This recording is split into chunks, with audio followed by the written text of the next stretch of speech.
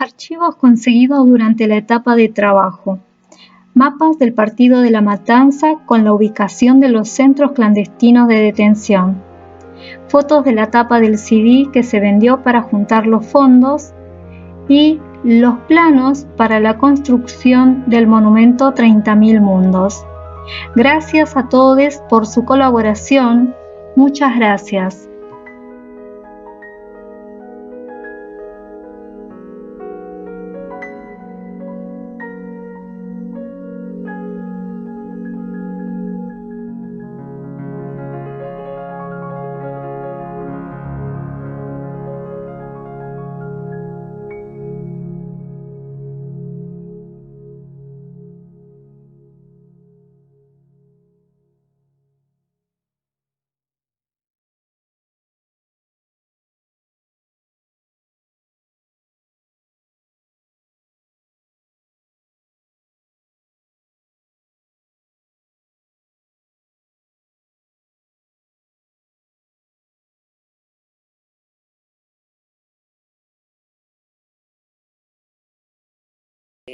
Yo había ido a estudiar, pues de la fábrica, y siempre me acuerdo, casi nos salvamos, porque había faltado el profesor de las últimas horas, un profesor de lengua, muy malo el profesor, trabajaba para el gobierno censurando libros, mira, era tremendo el tipo.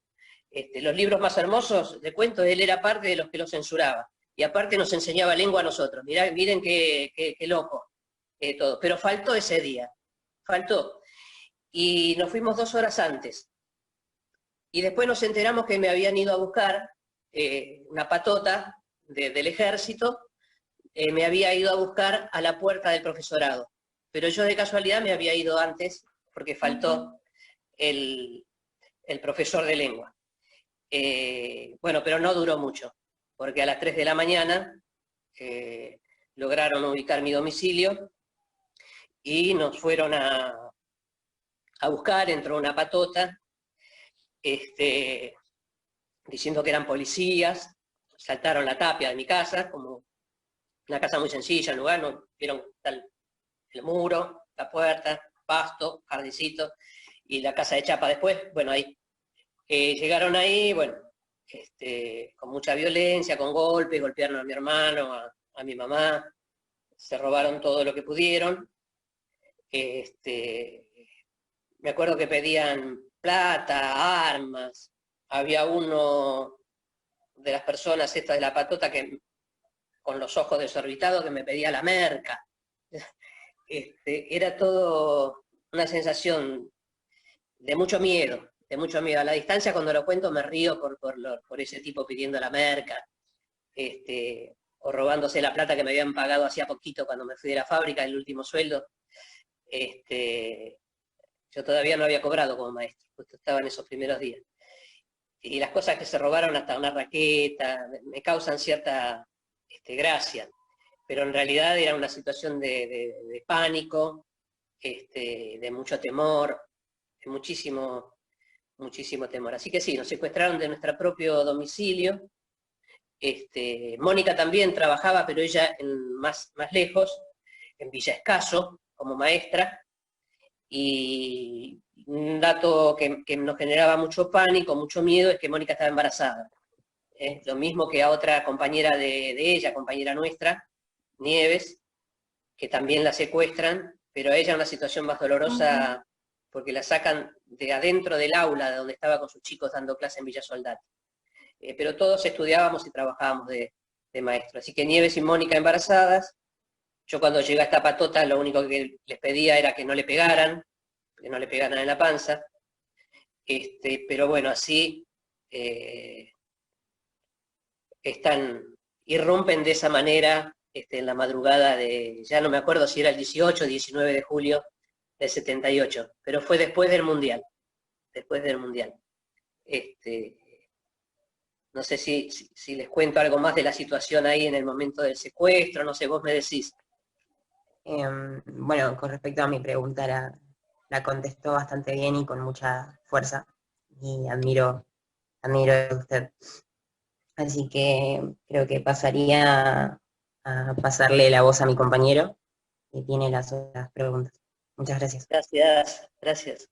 Y sabíamos que había un lugar en La Matanza, yo era de Lugano, pero sabía que había un lugar en La Matanza que le decían La Güemes, donde si te agarraban después de salir a bailar, así te llevaban y te cortaban el pelo, así que yo sabía que, y esa Güemes quedaba ahí en camino de Cintura y Richeri. Y cuando yo iba a la escuela veía y me acordaba de lo que decían mis amigos adolescentes, que ahí les cortaban el pelo, los tenían, les hacían pasar un mal momento de jóvenes. Yo tenía eso en mi cabeza. Y tenía también, cuando nos llevan, empiezo a sentir primero, yo esto lo declaro ante la justicia, que viajé 10 o 15 minutos. Así que yo tenía encima una angustia muy grande al principio, porque me sentía, a ver cómo puedo decirlo, medio un salame. Yo digo, estoy a 10, 15 minutos de mi casa, me tengo que dar cuenta de dónde estoy. Si yo era el más vivo del barrio, que andaba por ahí por donde quería.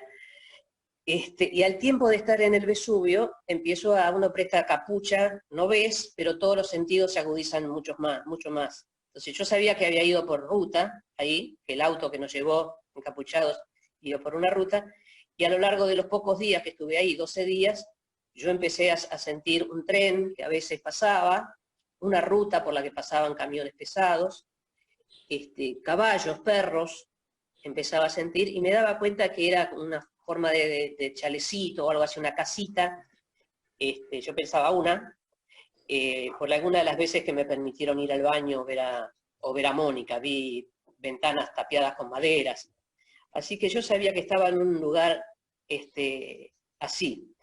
Entonces en mi cabeza empecé a pensar si podía estar ahí, en lo que yo pensaba era la zona de la Güemes, camino de Cintura y Richeri. No tenía presente los 3 chalecitos porque yo hacía poquito que había empezado, dejé la fábrica y empecé la escuela. Y también pensaba, por ahí acá es más difícil, pero hay una zona, si alguna vez fueron para la cancha de San Lorenzo, supermercado Jumbo, hay una escuela de policía por ahí cercana, muy cerca de mi casa.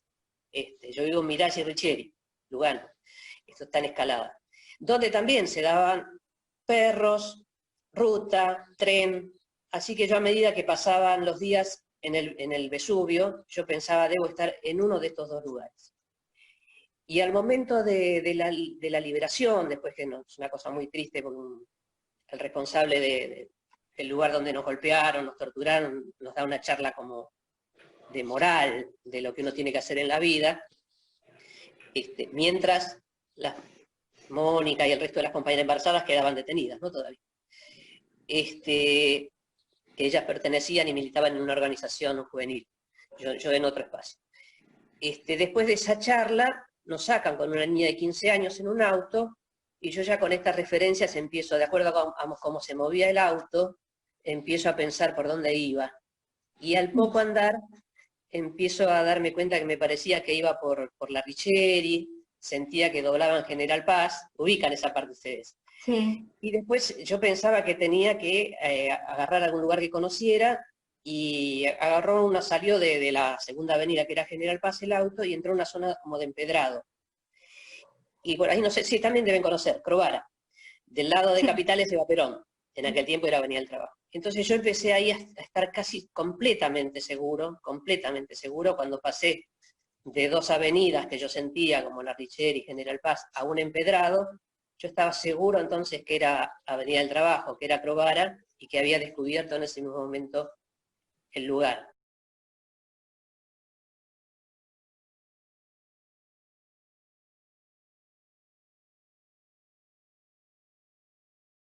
Originalmente, para que ustedes se den una idea, eran 2 chalets que pertenecían al Ministerio de Economía.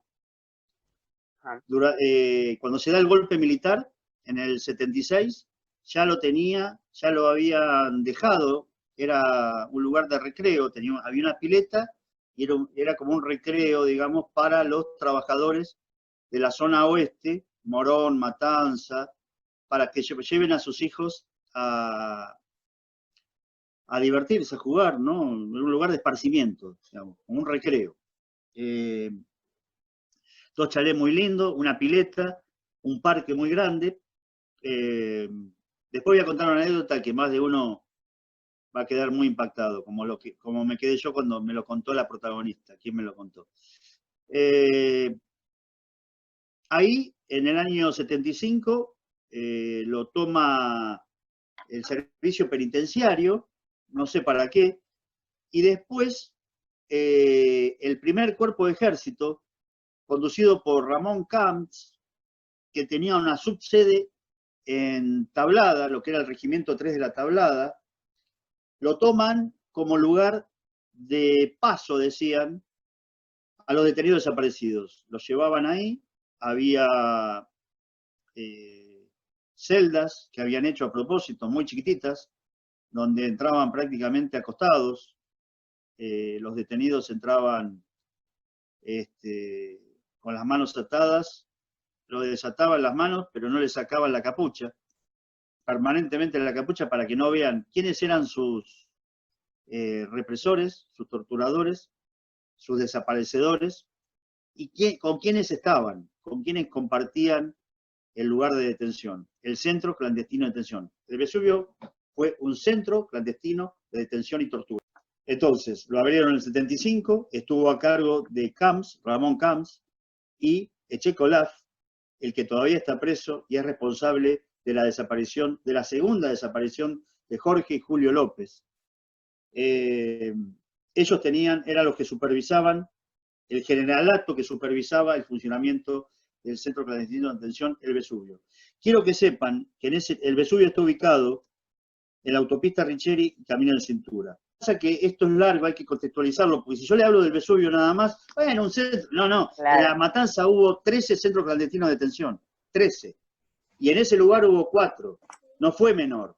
El desastre que hizo la dictadura cívico-militar religiosa, eclesiástica, fue muy grave, muy grave. No es el número 30.000 vacío. Por eso decidimos en el año 2000 llamar a un concurso de artistas, arquitectos, artistas, ¿no? Para diseñar un monumento y levantar un monumento en el medio donde funcionaron todos los centros clandestinos, porque en realidad no es para recordar solamente a lo que pasó por el Vesubio. El monumento está en el medio y está mirando los 4 centros clandestinos de detención. Horacio lo ve bien y lo ve todos los días.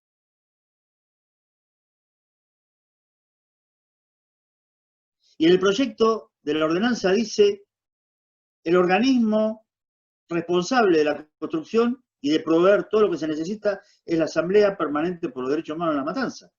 Así que no teníamos escapatoria, porque ya estaba legalizado por una legislación municipal en que nosotros teníamos que poner todo.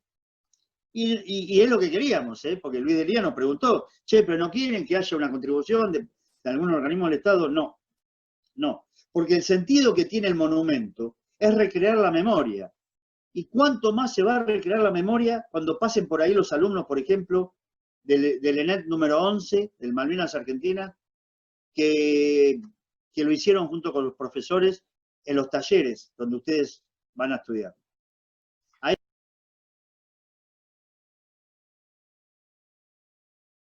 lo empezamos a contar desde que se hizo el concurso, año 2000, creo que fue fines del 2000, sí, creo que se hizo en noviembre en el Colegio de Arquitectos de Morón, y el monumento se inauguró el 2014. Fueron 14 años de construcción del monumento.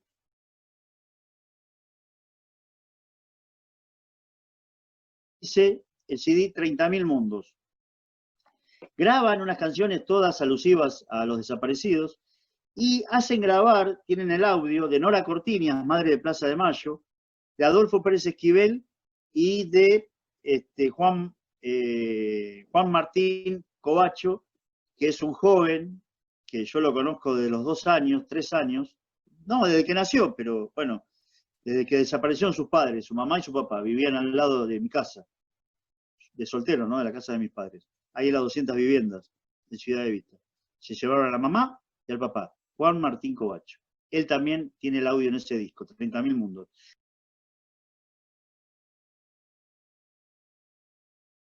Un día me llama un ingeniero de una empresa de construcción y me dice, Pimentel, ¿usted es de la PDH? Sí. Bueno, yo soy de la empresa que está haciendo, escuchen bien, y Horacio se va a acordar, que estamos haciendo el entubado para el desagote pluvial de todos los barrios que vienen desde San Justo hasta el río Matanza. ¿Y sabe qué?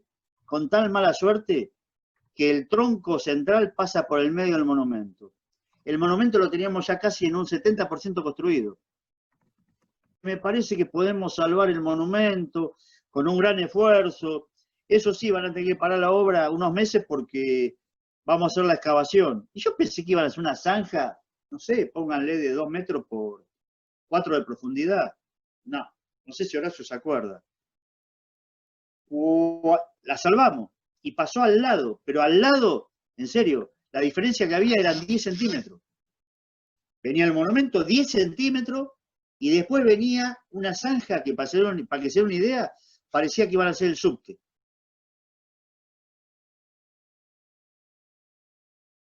Que empezaron los 30.000. Chicos, lo que empezaron los 30.000, compañeros, está pendiente. Nosotros lo vamos a seguir haciendo. Hay proyectos que ya se van a enterar, pero que se va a seguir haciendo. El monumento 30.000 mundos está en la entrada del país, no es menor, está en la entrada del país.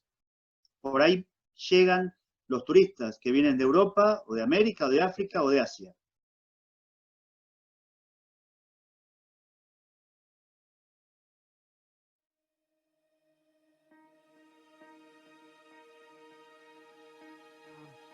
Hoy tenemos lo que es la entrevista a Héctor El Pichi Esposato, secretario general de la CTA de los Trabajadores de La Matanza. En el momento de la inauguración del monumento, allá por el 2014, se encontraba ejerciendo como secretario de Derechos Humanos de la CTA acá en Matanza, docente, director, hoy gozando de jubilación, ¿no? Dirigente sindical, con una larga lucha sobre los derechos humanos y sobre las causas justas, y para algunos de nosotros, bueno, un compañero y a quienes nosotros seguimos y tomamos de ejemplo.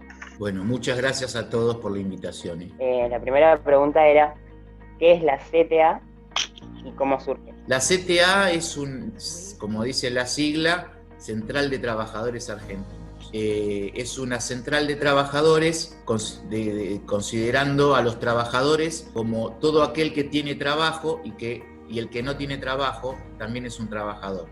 O sea, porque pertenece a una clase que es la clase trabajadora, esté ocupado o desocupado. La CTA surge como un desprendimiento de la CGT cerca de los 90, principios de los 90, cuando prácticamente el mundo del trabajo estaba reducido a más de un 50%, o sea, solo un 50% de la población estaba con trabajo. Todos los que tenemos un trabajo formal nos podemos sindicalizar. Entonces tenemos un sindicato que nos ampara y nos defiende cuando hay algún atropello patronal. Ahora, todos los que no tienen trabajo, ¿cómo se organizaban y quién los defendía? Y entonces surgió la idea de una central de trabajadores que contenga a todos los trabajadores, a los que estaban ocupados y a los que no estaban ocupados. Y ahí nace la CTA. La pregunta es la siguiente. ¿Qué son los derechos humanos y por qué es importante que nosotros, los jóvenes, los conozcan? Ahí tenés para explayarte, Pichi, ¿eh? Se tiraron con todo ahí. Los derechos humanos son la base, digamos, de dignidad del ser humano. Cuando terminó la Segunda Guerra Mundial, la ONU, la Organización de Naciones Unidas, hace la primera declaración de derechos humanos. Es la primera vez en el mundo que se habla de derechos humanos. Son 30 artículos. Básicamente, el derecho a la vida, el derecho al trabajo, el derecho a expresar cualquier religión, el derecho a la educación gratuita, lo dice, ¿no? Dice la declaración de la ONU, dice que la educación debe ser gratuita en todos los niveles y modalidades, plantea ya hace más de 50 años, ¿no? También plantea el derecho a sindicalizarse. Bueno, plantea una base de derechos que serían la base de una vida digna, de tener un trabajo remunerado, algo así como convenientemente, digamos, algo que te permita vivir de tu trabajo. ¿Por qué es importante que los chicos sepan los derechos humanos? Y es importante porque es importante conocer los derechos que tenemos, todos, los grandes y los chicos. Entonces es importante saber los derechos que tenemos, porque si no andamos como a tientas y nos parece que todo lo que nos pasa, bueno, está bien que nos pase, porque no sabemos que tenemos derecho a que un policía no te pegue, no te lleve preso, o que a un trabajador lo echen y que no le paguen su indemnización. Y si vos no sabés los derechos, creés que todo eso que sucede está bien. Digo hablando de derechos por ahí más cotidianos, ¿no? De todos los días. Por eso está bueno conocer de nuestros derechos. No ser un abogado, pero conocer la base de derechos que dignifican a la humanidad, digamos, que son elementales. Casa, tenemos derecho a una casa. ¿Cuántos tenemos casa? Pocos.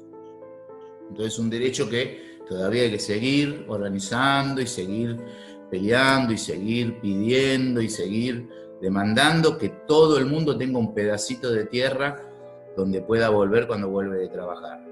¿Qué fue el Vesubio y el monumento de los 30.000? El Vesubio fue un campo de concentración, un lugar donde se llevaba ilegalmente secuestrados personas, a compañeros y compañeras, a veces por alguna militancia política, a veces no, a veces por suposiciones. Había lo que se llamaba, ya desde el 75, pero a partir del 76 con la dictadura militar, había grupos de tareas, se llamaban. Eran grupos de policías, a veces uniformados y a veces no, que irrumpían en las casas, daban vuelta a todo, buscando vaya a saber qué, se llevaban si encontraban al que habían ido a buscar, se robaban lo que podían de la casa también, hasta los bebés se robaban, y después los llevaban a estos lugares de detención clandestinos, donde intentaban sacar información de que les dijeran a quién otro conocían. Entonces para eso los torturaban de diferentes maneras. Muchos murieron en esas torturas, muchos murieron en esos lugares de exterminio, y otros sobrevivieron. Nosotros somos toda una generación que nos criamos prácticamente la mitad de nuestras vidas en dictaduras, unas y otras. Periodos muy cortitos de democracia, 1 o 2 años, y volvían los milicos, y así desde que nacimos hasta el 83. Cuando volvimos a la democracia, que por suerte no se ha interrumpido en tantos años, por eso valoramos tanto nosotros la vida en democracia, porque sabemos lo que es vivir en dictadura. Que te pare todos los días el ejército, haya toque de queda a las 10 de la noche y no puedas salir más de tu casa, que no pueda más de 3 personas estar reunidas en una esquina porque te llevaban preso por vaya a saber subversivo qué. Y así nos criamos nosotros, pero también nos criamos peleando para volver a la democracia. Lo que hacemos es no hacer lo mismo que ellos. Nosotros queremos justicia en juicios justos. Eso nos enseñaron las madres y las abuelas. Juicios justos, con abogados públicos, y que tengan la condena que tienen que tener. Y que todos los lugares donde se cometieron esas atrocidades estén señalizados y luego se conviertan en lugares culturales o de recreación o de esparcimiento para el pueblo, y que nunca más vuelvan a ser sitios del horror. ¿Cómo fue que la CTA termina siendo parte en la construcción del monumento para señalizar el Vesubio? La PDH nos comenta que hace años que venía tratando de hacer un monumento que se llama 30.000 mundos, lo que estuvieron 14 años, pero 14 años buscando plata, buscando soldadores, juntando pintura, lija, y los sábados íbamos todos y colaborábamos. Un sábado por mes nos juntábamos, todos los que querían ir, se hacía un llamado y todos íbamos y colaborábamos ahí. Así estuvimos 14 años. Casi 2010, 2011, se da que alumnos de la escuela de ustedes se ofrecen a soldar las últimas figuras que faltaban soldar, y bueno, y ahí es donde entra la participación de la escuela, que fue maravillosa, fue una experiencia hermosa. La verdad que todo un proceso muy lindo se dio con los alumnos y con los profes que se reentusiasmaron. O sea, el pedido de la PDH era que fuera algo que no fuera subvencionado por nadie, que fuera trabajo de la militancia. Sí, eso nos contó Pablo, una de las razones por la que demoró tanto, ¿no?, la construcción del monumento. Claro. Que había que ver bien de dónde venía la plata para que no haya intereses después de por medio. Claro, y aparte por hacerlo con el espíritu comunitario de los que nosotros queremos homenajear, que son los 30.000 desaparecidos. Entonces ahí estaba esto de que fuera a pura militancia. Y ese día fue así, fue con un camión así nomás, con un sonido medio, pero bueno, estuvo muy lindo y lo dimos por inaugurado. No, muchísimas gracias. Nuevamente agradecer por este momento, que es muy importante para nosotros porque ese monumento deja de ser algo material y estático y comienza a tener un significado, y escucharlos a ustedes otorga ese significado, que creo que es muy importante para el aprendizaje, sobre todo de la historia y de los derechos humanos. Muchísimas gracias. Bueno, gracias, muchas gracias. Listo, chao Héctor, chao chicos, gracias. Chao Miriam, nos vemos en la próxima entrevista. Muchas gracias por... Chao. Chao, que estén bien.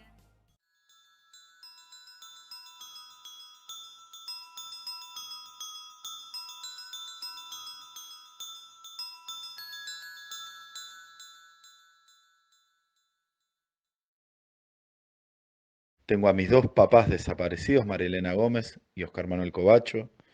Tengo a un tío asesinado, el Negro Rojas, y tengo a dos tíos desaparecidos. Nosotros los hijos no tuvimos, y los familiares, no tuvimos la posibilidad, en muchos casos, de poder enterrar a nuestros seres queridos, de tener un lugar donde recordarlos, donde, no sé, llevarles una flor, donde sentir un poco la presencia. Primero representa un lugar donde uno puede, en principio, sentirse conectado, digamos, ¿no? Quizás con mis viejos, ponele. Y después lo que significa es algo que se gestó en un momento de mi vida que yo milité en lo que es hoy la Asamblea Permanente por los Derechos Humanos de La Matanza.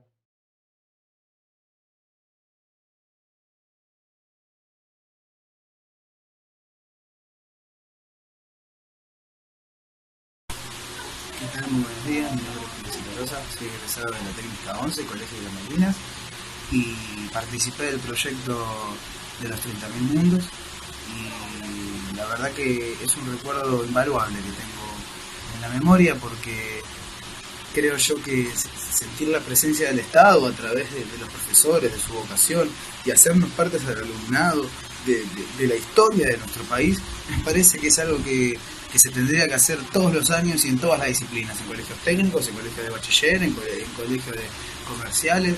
La verdad que la presencia del Estado en temas como este, para que un montón de alumnos se sientan interpelados y pregunten qué es un desaparecido, por qué desapareció, qué es la democracia, por qué está bien o por qué está mal, que empiecen a hacerse cargo a todo el pueblo, porque los jóvenes en ese día somos el pueblo de hoy en día, somos el pueblo, o sea, nosotros como los niños de ahora.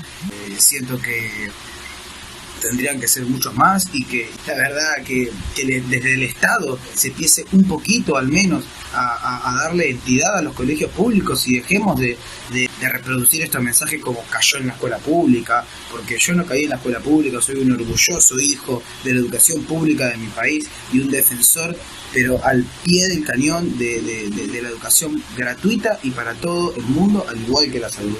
Y los gobiernos deberían hacerse mucho más presentes en cada escuela. Sabemos las dificultades que hay, sobre todo en el conurbano bonaerense, que es de la parte que somos nosotros, y el Estado tendría que hacerse presente un montón más, y que los alumnos mismos se comprometan y tomen al colegio como propio, porque realmente el colegio es nuestro y es para nuestros jóvenes. Realmente a uno lo hace sentir parte de una patria, y de una patria sin xenofobia, de una patria en el sentido de Argentina tiene una historia, y para que esta historia no se repita tiene que entender la juventud, y más allá de libros y de historia política, que la materia y demás, que formen parte de estos proyectos, es importantísimo para el futuro de nuestra patria. Y dejemos de permitir como ciudadanos, lo digo, de que desde los gobiernos se baje cada vez más dinero a las entidades privadas de educación, sobre todo a las que son religiosas, y se le deje tan de lado a la educación pública, que solamente uno escucha a dirigentes políticos